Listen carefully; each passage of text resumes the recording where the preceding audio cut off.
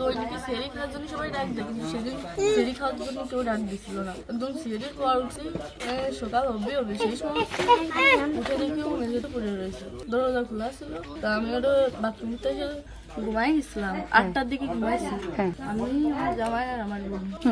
আমার বোন হচ্ছে আমার পাশে ঘুমাইছিল। তা আমি জানতাম না যে ওর সাথে ওরকম হবে না। খাওয়ার সময় তো আমি আর আমার শাশুড়ি ছিলাম, দুজন একসাথে। আমার শাশুড়ি শ্বশুর তো খাওয়ার সময় থাকে না, আমার শাশুড়ি তো থাকে, মানে ওনারা তো সবই জানে। মানে ওই যে আমার সাথে অল্প থাকে, কিন্তু আমার সাথে পাইনি।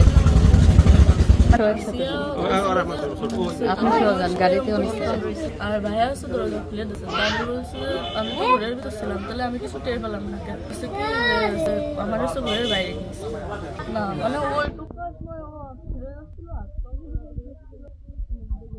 আমরা ঘুমাইছিলাম 8টার পরপরই আমি ঘুমাই গেছিলাম, আর বন্ধু আমার সাথে ঘুমাই গেছি। তারপর এর মধ্যে কিছু ঠিক পাইনি, কিন্তু দৈনিকে সেরি খাওয়ার জন্য সবাই ডাক দেয়, কিন্তু সেদিন সেরি খাওয়ার জন্য কেউ ডাক দিচ্ছিল না। একদম সেরির পর উঠছি, সকাল হবে সেই সময় উঠে দেখি ও মেঝেতে পড়ে রয়েছে, দরজা খোলা ছিল। তা আমি আরো বাথরুম থেকে দরজাটাকে ওরে উঠেছি, উঠে বিছানার উপরে রাখছি। মানে জ্ঞান হারাইছিল না ঘুমাই পড়ছিল জানি না, কিন্তু নাড়াচাড়া লাগার কারণে উঠে গেছিল। উঠে করছে আপা আমার অনেক কষ্ট হচ্ছে আর জ্বালা পোড়া করতেছে। আমি বলছি খোলার পরে পড়ে রয়েছে, এর জন্য ওরকম হয়েছে। তারপরে ও ঘুমাইছিল না কি জানি না, আমি চুপ করে ঘুমাই পড়। তারপরে আমি ঘুমাই গেছিলাম। সকালে ভোরে 6টার দিকে কান্তি ছিল আর বেগে বেগে নিঃশ্বাস নিছিল।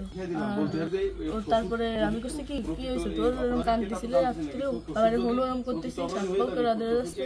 তো তারপরে করছে মানে তাহলে আমার সাথে এরকম করছে, আর হচ্ছে বাইরে দরজা খুলে দিছিল। তো আমি করছি আমার এই ঘরের ভিতরে এরকম হলো, আমি তো কিছু টের পেলাম না। তো করছে আমার ঘরের বাইরে আমারও তো ভয় দেখানো হয়েছিল।